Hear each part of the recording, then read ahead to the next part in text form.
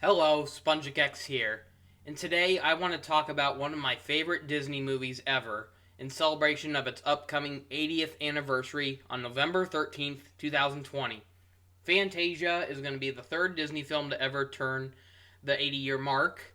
So earlier this year, back in February, Pinocchio reached the big 80, and so now Fantasia is up next. So, Fantasia, it was a very ambitious project. I'm sure a lot of you already know about this movie, but there might be some of you who've never heard of this movie. So, I'm here to share my thoughts on this movie and say why I think it's so great. And unfortunately, I will not be able to show any footage due to not wanting to get any copyright strikes from Disney. So, the best I can do is just show images. And it's really hard to do because this is a movie that's both. This is a movie that's basically supposed to be a living concert. That was the whole reason Disney made this movie in the first place. Because he was aware that back then there were some people who just got really bored with orchestral concerts. It's like the music's great, but there's just nothing interesting going on. And so Disney thought, what if you took the music of orchestra and had it be told through, have a story be told through visuals and animation with no dialogue whatsoever? And that's what he accomplished with Fantasia. Unfortunately, the movie came out at a really bad time. Same thing with Pinocchio. It came out around the brink of World War II, so the movie was a huge financial flop. But over the years, it gained in popularity. But it's still a pretty underrated film, though. You could argue Pinocchio got more fame over the years, where Fantasia, like, there's definitely some people who don't like Fantasia. They don't understand it. These are people who don't understand silent films, I guess, or don't appreciate orchestrated music, but heck, I even remember as a kid I wanted to watch this movie mainly because Mickey Mouse is on the box art. I love Mickey Mouse, and my mom thought I was not gonna like the movie though. She warned me there's no talking in the film; it's nothing but music, and I still wanted to watch it anyway. So she rented it, and to her surprise, I loved it. And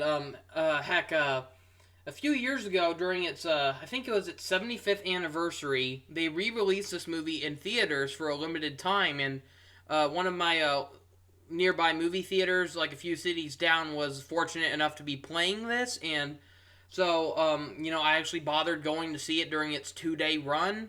And that was quite an experience. I mean, that was the oldest movie I ever saw in theaters. And it surprised me that I was not the only one there. Here, I always felt like in my town, I was the only one who cared about this movie. It's like you don't see anyone else talking about it. And so I went to see the movie, and surprisingly, there were a lot of people there. No kids at all. It was just a bunch of adults. They were sitting, and they were pretty respectful and quiet throughout the movie. It's like they laughed when they were supposed to, but, they treated it very respectfully, and I appreciated that because it's like I can imagine there are some people who would probably go to it and act really immature in public.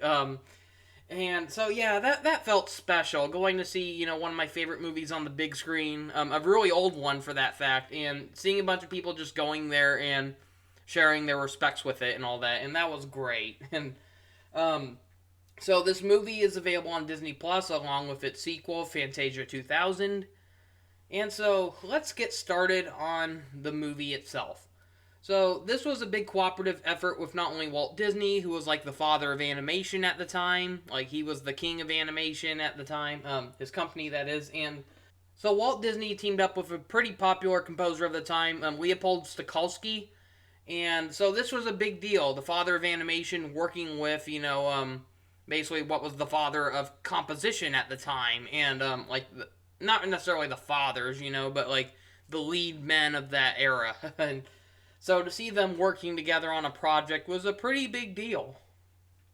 And so the film opens up in a live action segment, but it has a lot of animated enthusiasm with it, with the way the colors and silhouettes appear. But the animation during this part is really gorgeous. You get all these bizarre, surreal effects just flying by the screen, and it matches so well with the music that goes by. And keep in mind, this was all done before computers were ever a thing, and some of these images are just breathtaking.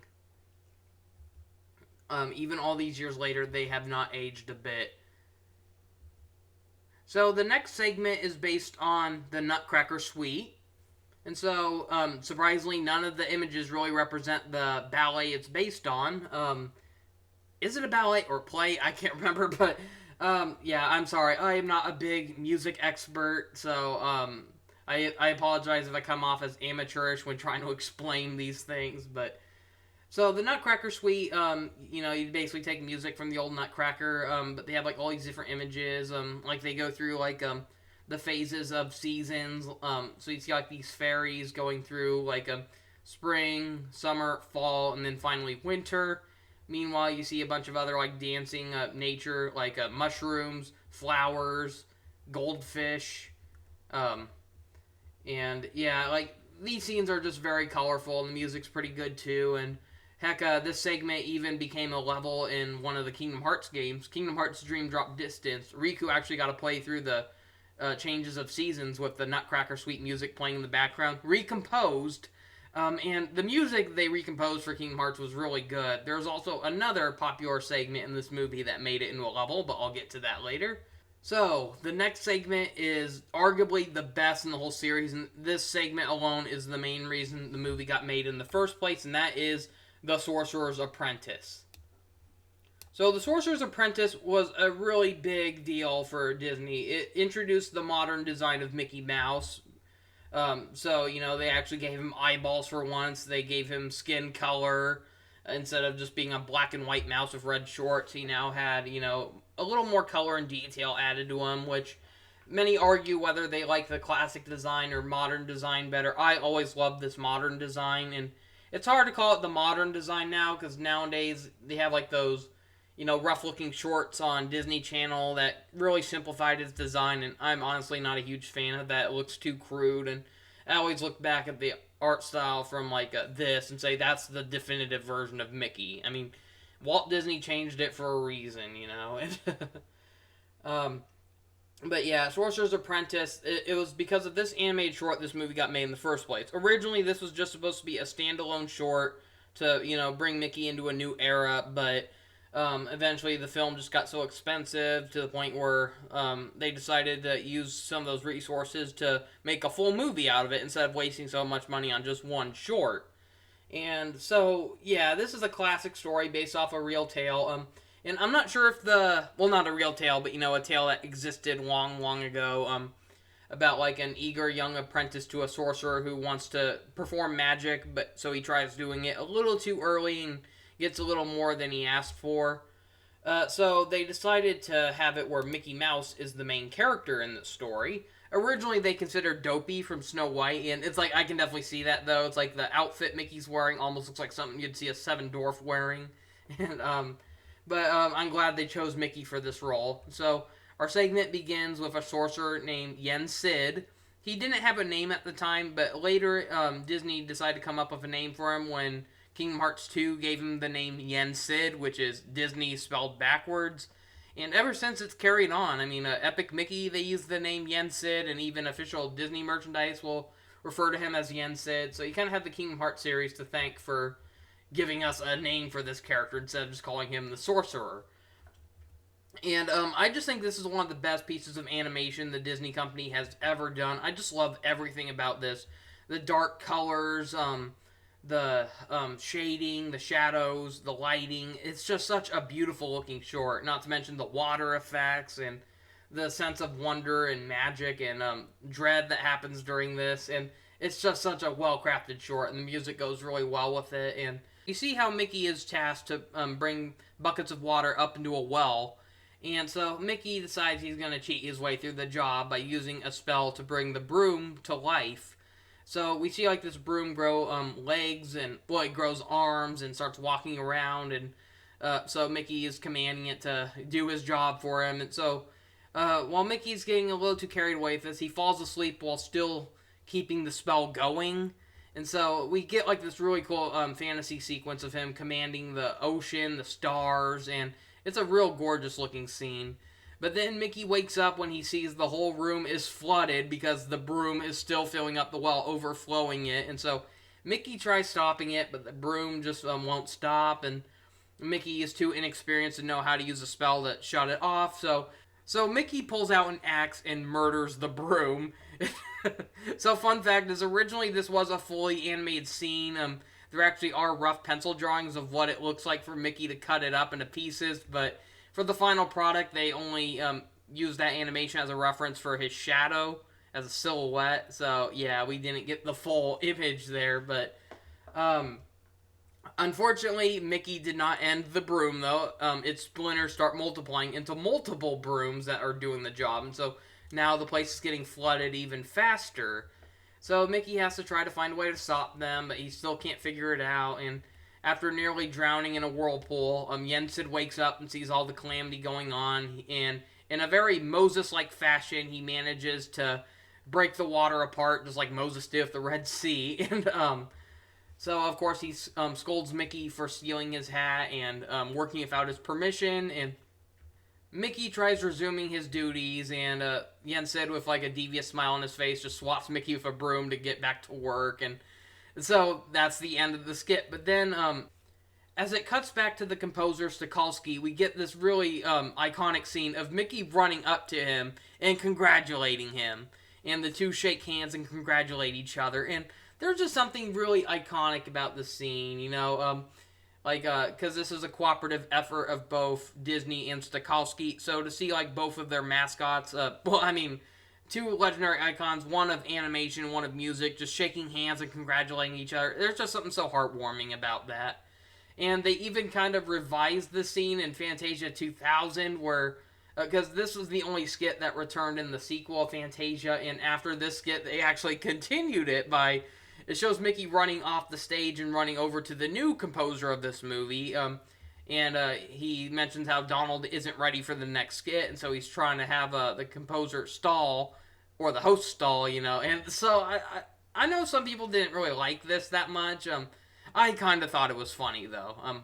I thought it was a neat little addition, but, so yeah, Sorcerer's Apprentice, that is definitely the best part of the film, in my opinion. It's one of the greatest pieces of Disney animation, in my opinion. And so the next segment is called the Rite of Spring, and it is basically a recreation or a possible telling of the theory of evolution. So showing how, you know, life started off with nothingness in space and how it evolved into, land getting created, then creatures getting created, starting off with little celled organisms, evolving into dinosaurs. And so this is definitely a very memorable skit. It's a little dark, though, and this is mostly remembered as the dinosaur skit. Some very haunting imagery here, but really good animation. I mean, just like the scenes of Earth being formed, like the lava, and just the images of space itself are just mind-blowing even to this day. God, I can't even come close to making images like this just with, computers alone, and it is such gorgeous imagery. And I definitely heard that this was the main inspiration for the movie The Land Before Time. In fact, they originally wanted the movie to be nothing but a silent film, kind of like this, but eventually, studio interference and all that just made the characters have to talk. And so definitely the part that most everyone remembers about this is the part with the fearsome T-Rex and as it hunts down a poor Stegosaurus. And I mean, it's a really epic scene, but I can't help but feel like the music just doesn't fit this part very well. I mean, you got like this really grisly image of, the T-Rex like just killing the Stegosaurus, and then the music that plays when the Stegosaurus dies, I can't help but find it kind of, it's almost like a wah, wah, wah, wah, kind of, no, I don't know, it's almost like I was expecting a Looney Tunes, like, that's all, folks, music to start playing. I don't know, but, and then, it's not over yet, though. Then we have to witness all the dinosaurs dying from the overexposure to heat, and so it's like, yep, we basically watched the story of how life began and how it ended. And, yeah, did I mention that this is considered one of the most adult Disney films? Like, there's a reason why a lot of parents don't want to show their kids this. They don't think it will entertain them. This is, and heck, you could even argue this movie might not entertain certain adults either. But I still think it's an experience worth trying. Like, this is a movie you do not want to watch while you're constantly looking at your phone. This is one you got to give your full, undivided attention to, and then decide for yourself if you liked it or not. I mean, I can imagine if there are people who try watching this, but they're constantly going to look at their phones instead of watching the movie. It's like, they're probably not going to like this, but maybe if they give it a chance, they'll end up liking it. And so, I hear a lot of people say they don't really care for the scene. I didn't think it was that bad, though, but the next scene is an introduction to a little side character called the Sound Wave. So I'm sure a lot of you musicians, especially modern days, know what a sound wave is, or the soundtrack. The little visuals of sound waves that are made when certain noises are made, and so they decided to kind of turn that in like an animated sequence to show like how when certain strums of an instrument or beats of a drum appear, it's like how the waves of sound will start changing, and they do it in a really bright and colorful way, and it's just a random little segue, but it's a pretty memorable part in my opinion. I just hear a lot of people say they thought the scene was pointless, but and then we're up next is what I consider to be the longest part of the movie, and I feel very mixed about this part, and that is the Pastoral Symphony, or the Greek mythology part of the film. And so this was also a segment that was used as a level in Kingdom Hearts Dream Drop Distance. Only Sora got to play in this level. And so I can definitely imagine that a lot of parts from this were definitely a huge inspiration for what eventually became Disney's Hercules. And so I just felt like this scene just went on way too long, though. I wish they kind of shortened it, though. I don't hate that this scene was there. It's like arguably this takes up most of the movie. And it's like, it starts off cute enough. You see like little unicorns and Pegasus just frolicking around. I mean, if you're a fan of horses, or it's like, I can definitely see kids liking this part. But then it's once we get to the centaurs where this scene really drags on. It's like we just see a bunch of cherubs trying to help out a bunch of lady centaurs try to find their suitors, and it just goes on way too long. I hope you love staring at cherub butts, because this movie, for some reason, just loves to shove them in your face, and yeah. But then eventually we're introduced to a celebration part where they're preparing for the god of wine to show up, and he's a pretty funny part. You just see like this drunken god, and he's like riding on what looks like a unicorn that looks kind of like a mule, and so it's like here is where the scene starts to get a little more funny. But then all of a sudden Zeus shows up and decides to be a dick and play target practice with everyone, and but then eventually he gets tired and goes to bed, and we get like these really cool transitions of all the characters, like all these different gods, like getting ready for the night, and we see all the other characters just leaving, and so it's like I don't hate this part. I just feel like it went on way too long. It's like it probably would have been better without the whole centaur thing. I just thought that really dragged the scene down. Up next is Dance of the Hours. So this is just a silly little segment that kind of represents like the transition of morning through night through different animals. So it's like we start off with morning, where it's portrayed by a bunch of ostriches that almost kind of remind me of Daisy Duck. I guess it's maybe the bow they wear, but we just see them fighting over some fruit, and then it transitions into a hippo coming out of a fountain, followed by a few dancing elephants to kind of represent dawn approaching. And then at night, that's when we see these alligators show up, and it's like hard to tell what's going on. At first, it's like it makes you wonder, like, are these alligators planning on eating the hippo? Is one of the alligators in love with the hippo? And it's hard to say, but you just can't help but just smile at the insanity going on in this. How it's like 1 minute it looks like they're just chasing each other, and then all of a sudden they're just dancing with each other, and then it ends with the whole stage collapsing. It's just such a funny sequence. And then we go to the darkest and final skit of the whole movie, and that is Night on Bald Mountain. And man, this is such a memorable scene. So I've heard a lot of people say like this scene scared them as kids, and like I'll definitely admit, like when I was a kid, I was probably silent during this part. Like I wasn't scared, I wasn't covering my eyes, but it's like I could definitely say like, yeah, I remember like my eyes kind of widening, like whoa, what's going on here? And so basically we're introduced to at the time they referred to him as Satan, but over the years they toned down his name and called him Chernabog. But yeah, this is basically the devil, Disney's version of the devil. And so we see him up on the top of obviously what's Bald Mountain, as he's summoning conjured spirits of the dead and messing with them, torturing damned souls. And so it's like this is just such a haunting but amazing scene. The imagery and visuals, the colors, it's just such an awesome scene. And Kingdom Hearts even used this scene many times in their games. Like Chernabog was in the first Kingdom Hearts as a boss fight, and he even reappeared in Dream Drop Distance during the Fantasia level. But yeah, like some of the imagery here is pretty gruesome, and it's hard to believe this movie got away with a G rating, because if you pause during a certain number of scenes, you'll probably notice, let's just say that there are some harpies and they're showing a little too much off the top. Yeah, I'm not kidding, but I'm not gonna bother showing that though. But what makes this scene so memorable though is its ending. What starts off as like a really dark, sequence for the last segment of this film turns into a more peaceful one. As Chernobog is about ready to finish off some of his victims or something like that, all of a sudden he's scared away by hearing church bells, and then we see a bunch of people of the church just marching down in a line, and they have like these candles lighting the way, and meanwhile the classic song Ave Maria is playing. This is the only music track in the film that has actual singing.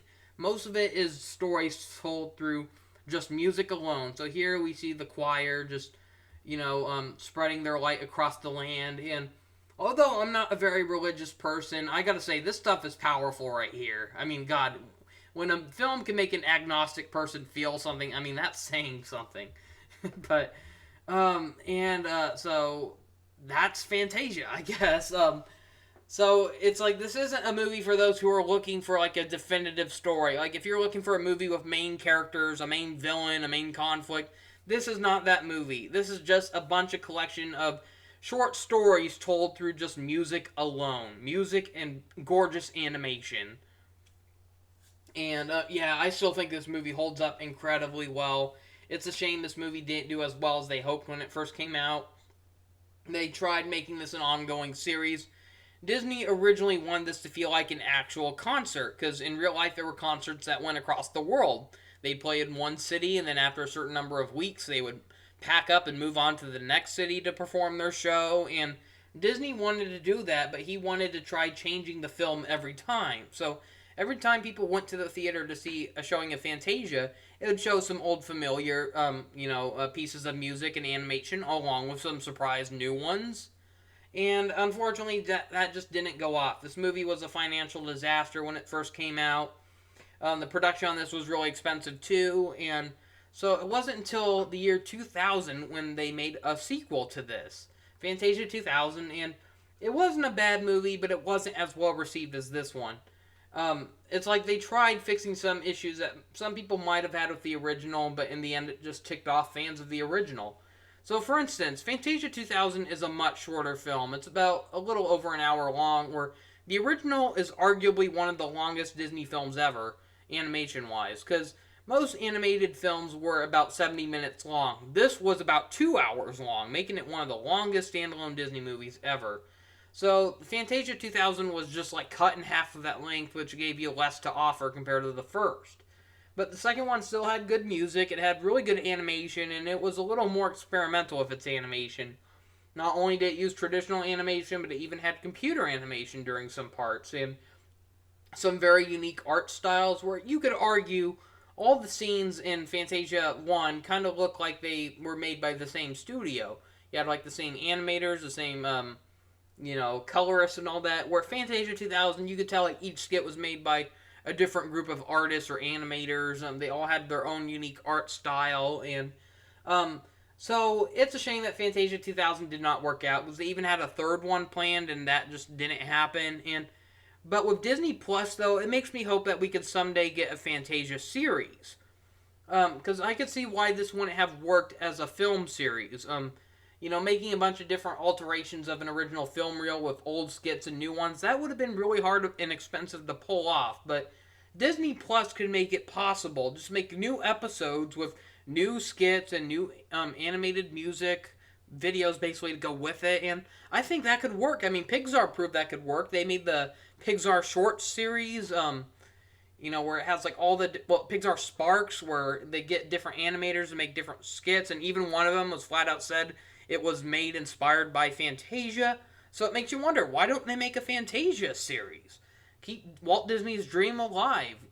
I think it would be a great idea. I'd love to tune in and see what music track they use and how they decide to tell a story through it. I just hope they don't try to modernize it like a certain Connect game did.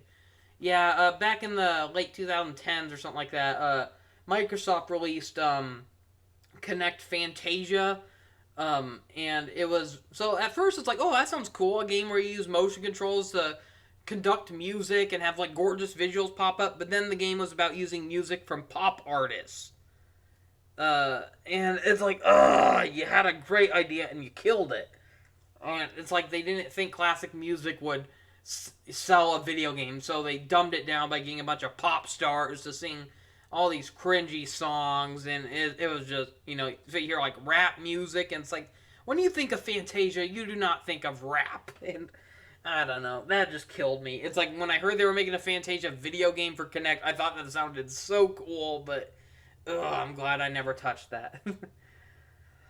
But so yeah, Fantasia is one of my favorite Disney films, and I know a few people who absolutely love this movie as well. A lot of people who are huge Disney fans consider this one of Disney's greatest, and I absolutely agree. It may not be for everyone, but I think for those who give it a full chance without any interruption, they might be amazed at this film.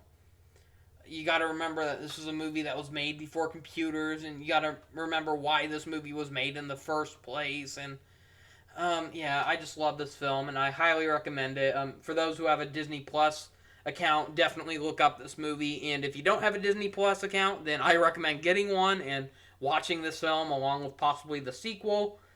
And yep, that's all I have to say about it. So, happy 80th anniversary, Fantasia. Well, thank you for watching. See you next time, and have a nice day. I just realized. So, on November 11th, Kingdom Hearts Melody of Memories is coming out, which is a music game by Disney. Am I the only one who thought they should have released that the same day as the 80th anniversary of Fantasia on November 13th?